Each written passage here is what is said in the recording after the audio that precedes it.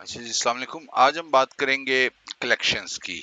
Collections क्या चीज़ होती हैं, क्यों इम्पोर्टेंट हैं, इनका टेस्टिंग में क्या स्कोप होता है, ये कैसे हम मुख्तलिफ कलेक्शंस को जो है मतलब के इस्तेमाल करके जो मुख्तलिफ रिक्वेस्ट हैं उनको ग्रुप कर सकते हैं। सो हमारे लिए ईजी हो जाता है कि हम उस प्रोजेक्ट से रिलेटेड रिक्वेस्ट को एक्सेस कर सकें।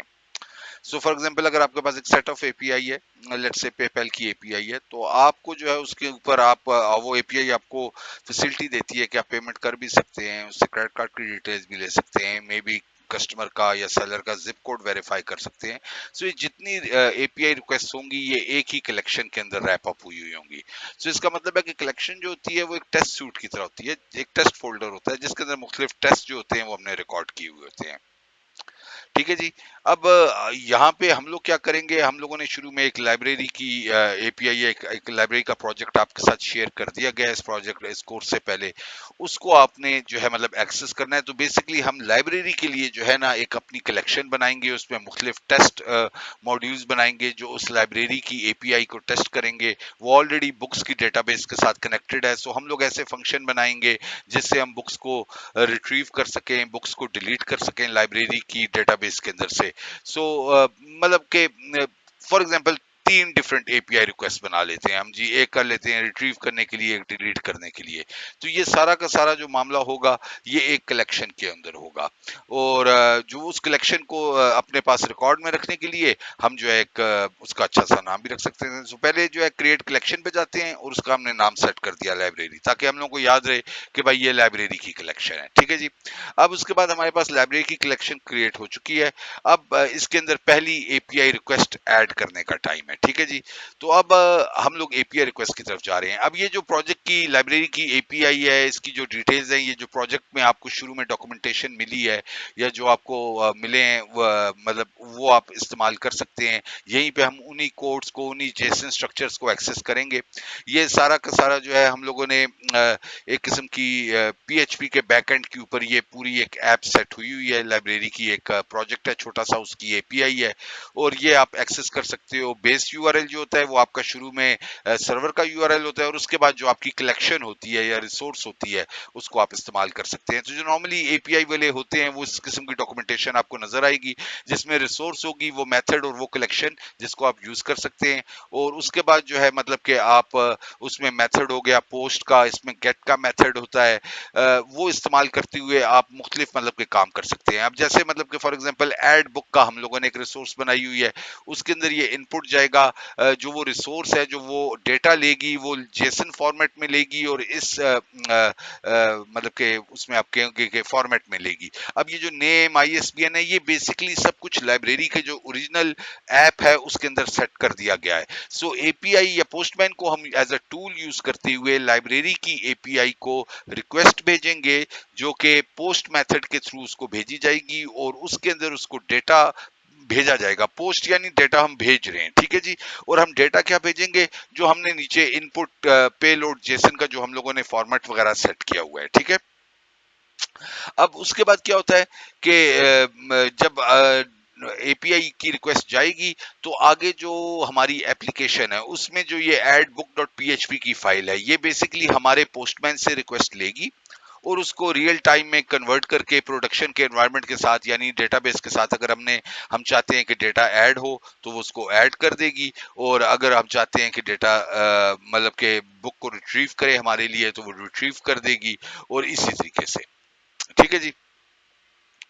ये टूल को इस्तेमाल करते हुए हम एक रियल लाइफ का एक्सपेरिमेंट बनाने की कोशिश करेंगे और उसके बाद हम चेक करेंगे कि ये कैसे मतलब कि चल सकता है। तो ऐसे करते हैं, हम सबसे पहले अपनी पहली HTTP रिक्वेस्ट की तरफ चलते हैं। ठीक है।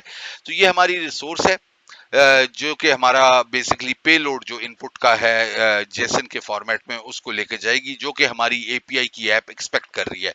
इस फॉर्मेट के अंदर डेटा हम लोग स्टैंडर्ड नहीं भेज रहे, बल्कि हमारी ऐप जो है, जो हमारी एपीआई की एड डॉट पीएचपी की फाइल है उसके अंदर ऑलरेडी स्पेसिफाई किया जा चुका है कि डेटा इस फॉर्मेट में आएगा, और उसके बाद जो उसका आगे आउटपुट क्रिएट होगा अगर इन केस सक्सेसफुल हो जाए हमारी रिक्वेस्ट, ताकि हम लोग को यहाँ पे विजुअली एक अलर्ट मिलता रहे कि क्या हमारा मतलब जो रिक्वेस्ट है वो कामयाब हो रही है या वो फेल हो रही है किसी डेटा की वजह से या किसी और इशू की वजह से, तो हमने उसको इजी करने के लिए क्या किया हुआ है कि उसका एक आउटपुट भी जनरेट किया हुआ है। सो जब हम एपीआई को कॉल करते हैं, हम डेटा भेजते हैं वो फाइल को, मतलब बुक का, और उसके बाद जब वो बुक स्टोर हो जाती है तो हमें उसके बाद जो है मतलब कि वो रिस्पॉन्स में ये भी बताता है कि आपकी बुक स्टोर हो गई है, और साथ ही आगे ये भी बताएगा कि उसको उसने असाइन कौन सी आईडी की है। जो बुक आईडी असाइन हो रही है ये जो है रैंडमली रन टाइम के ऊपर जनरेट हो रही है, और ये हमें एपीआई उसी वक्त करती है। ये आप देख सकते हो हम अपने रिस्पॉन्स के अंदर नहीं भेज रहे,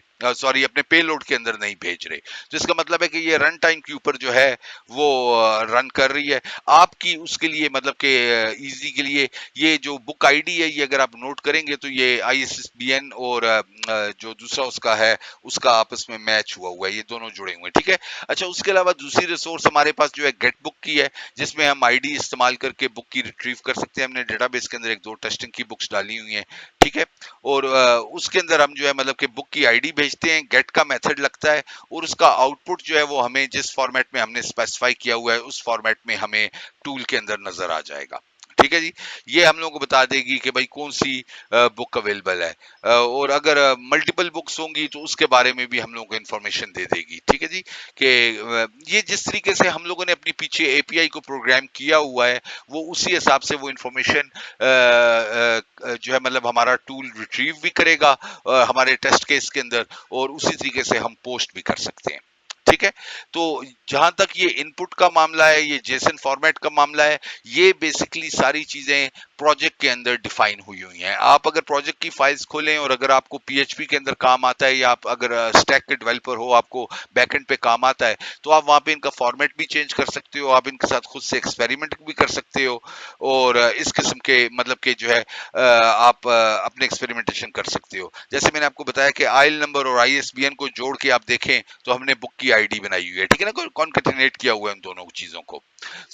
अभी हम क्या करेंगे, सबसे पहले जो है कोशिश करेंगे कि इस पूरे उसको यूज करते हुए हम ऑटोमेशन के जो डिफरेंट सिनेरियोज हैं जो आपको पेपर वर्क के अंदर मिले हुए हैं, वन बाय वन करके उन सारे ऑटोमेशन के सिनेरियोज को जो है मतलब कि अपनी टेस्टमैन इसकी पोस्टमैन की ऐप के अंदर से हम रन करेंगे। सबसे पहले हम पहली रिक्वेस्ट जी ऐड कर रहे हैं, ऐड बुक की हम रिक्वेस्ट, ये हमारी पहली एचटीटीपी रिक्वेस्ट है, ठीक है। सो इसलिए हमने ऊपर जहां पे रिक्वेस्ट का नाम है वहां पे रिक्वेस्ट का नाम डाल दिया जी ऐड बुक, ताकि हमें याद रहे, ठीक है। उसके बाद हम लोगों ने बेस यूआरएल कॉपी करना है। बेस यूआरएल हर एपीआई कॉल के लिए बहुत इंपॉर्टेंट होता है, ये फर्स्ट यूआरएल होता है जो कि सर्वर को नॉर्मली प्रोवाइड करता है, ठीक है। और उसके बाद जो है हम लोगों ने अब आगे अपनी रिसोर्स का यूआरएल कॉपी करना है कि हम कौन सी जो एपीआई की कलेक्शन है या रिसोर्स है जो हमने सर्वर पे सेट की हुई है हम उसको कॉल करना चाह रहे हैं। तो हम लोगों ने addbook.php की फाइल को कॉल किया है लाइब्रेरी के फोल्डर के अंदर जो सर्वर पे एग्जिस्ट करती है, ठीक है। ये हमारी एपीआई फाइल है, इसका मेथड पोस्ट है, तो इसलिए यहाँ पे आपको साइड पे मेथड्स नजर आते हैं। जो आपका पोस्टमैन है वो डिफरेंट मेथड्स एचटीटीपी का कॉल कर सकता है रिक्वेस्ट भेजने के लिए। इसके लिए पोस्ट का मेथड इस्तेमाल हुआ है, तो पोस्ट है। पोस्ट का जब भी मेथड जाता है याद रखिएगा उसके साथ हमेशा पेलोड जाता है। पोस्ट का मतलब है कि जो चीज मैं दे रहा हूं वो उठा के सर्वर को दे दी जाए या वो एपीआई को फॉरवर्ड कर दी जाए। तो जो हम लोगों की साइड से अब ये आप डिफरेंट फॉर्मेट यहाँ से चूज कर सकते हैं, ठीक है जी। जो डेटा आप भेजना चाह रहे हैं बॉडी के अंदर वो आता है, ठीक है।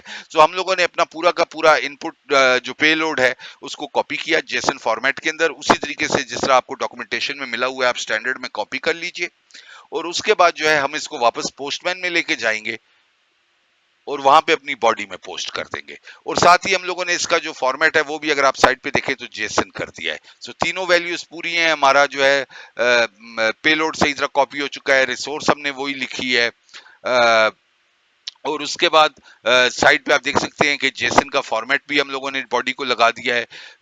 बाकी इसमें कोई ऑथराइजेशन के हेडर्स वगैरह जो हैं वो नॉर्मली एक्स्ट्रा इन्फॉर्मेशन के लिए होते हैं, जो कि खुद ही खुद आपका जो पोस्टमैन है क्रिएट करता रहेगा आपकी रिक्वेस्ट को देखते हुए, ठीक है। और अब हमने सेंड किया रिक्वेस्ट को, और देखिए हम लोगों को सक्सेस का मैसेज आ गया है जिसमें लिखा हुआ है कि add book operation failed, look like the book already exist. So ये वाली बुक जो है ये ऑलरेडी एग्जिस्ट कर रही है, क्योंकि इसका जो बुक आईडी जनरेट हो रही है वो जब कनकेटनेट होके आती है तो वो एक ऑलरेडी बुक्स के साथ करती है। सो इसके लिए हम लोग को यूनिक होना चाहिए, ठीक है जी। तो हम यूनिक के लिए क्या करते हैं, हम लोग को पता है कि हम लोग कौन सी दो वैल्यूज को जुड़वा रहे हैं, तो इसलिए हम उनमें से एक वैल्यू को चेंज कर लेते हैं, ठीक है जी।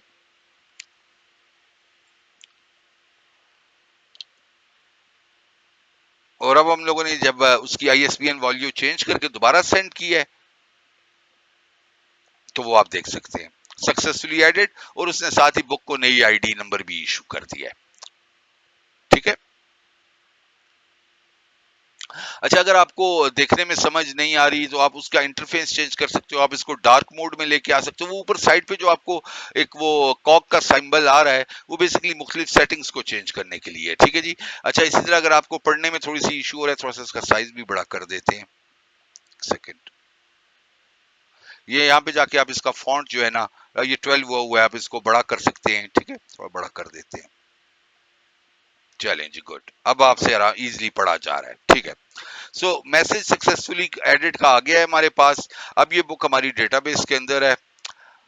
और इसी तरीके से एक और मतलब हम अब ये देखिए यहाँ पे हमने इस लाइब्रेरी के अंदर एक जो है टेस्ट भी ऐड कर दिया एड बुक का। सो एड बुक का जो मतलब हमारी एपीआई है वो हम यहाँ से बैठ के टेस्ट कर सकते हैं, एड बुक का जो फंक्शन है, ठीक है। अब हम लाइब्रेरी के अंदर एक और चाहें तो मतलब के अपना रिक्वेस्ट ऐड कर सकते हैं।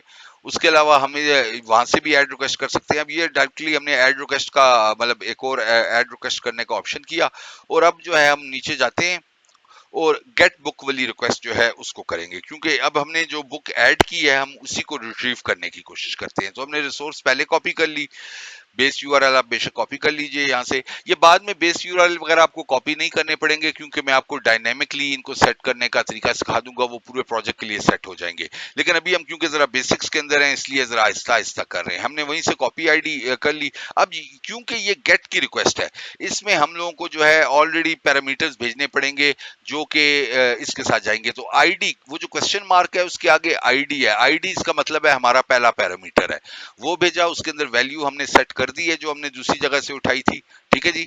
ये पैरामीटर्स जो होते हैं ये पोस्टमैन की रिक्वेस्ट को मुख्तलिफ फंक्शंस देते हैं, ठीक है जी। हम लोगों ने वहां से आईडी का जैसे ही आप वो करोगे वो आप देखोगे खुद ही खुद वो प्री पे पैरामीटर सेट कर सकता है। उसका पैरामीटर की का जो नाम होता है वो बेसिकली पैरामीटर का नाम होता है, वैल्यू जो होती है वो आप जो भी उस वक्त रन टाइम पे करना चाह रहे हो, और उसके बाद जो है हम इसको सेंड कर सकते हैं। चलिए सेंड करते हैं, और देखिए वो जो बुक हमने थोड़ी देर पहले ऐड की थी, ऐड बुक की रिक्वेस्ट यूज करते हुए, वो अब हमारे पास आ गई है। और ये हमारे रिक्वेस्ट टैब के अंदर बॉडी के अंदर आप देख सकते हो कि उसने आपको जो है जो बेसिकली रिप्लाई आया है सर्वर की तरफ से वो शो कर दिया है। आपने ऊपर गेट बुक की रिक्वेस्ट डाली है, यहाँ पे हमने पहले वाले में ऐड बुक के अंदर की है और दूसरे वाले के अंदर हमने जो है गेट बुक की है, ठीक है जी। तो अब हम लोग बुक की ऐड भी कर सकते हैं एपीआई के अंदर, देख सकते हैं, और बुक को रिट्रीव भी कर सकते हैं। अब एक काम करते हैं, ये जो हमने न्यू रिक्वेस्ट है इसको एक अच्छा सा नाम दे देते हैं ताकि हम लोगों को याद रहे कि ये हम लोगों ने किस लिए ये काम किया था।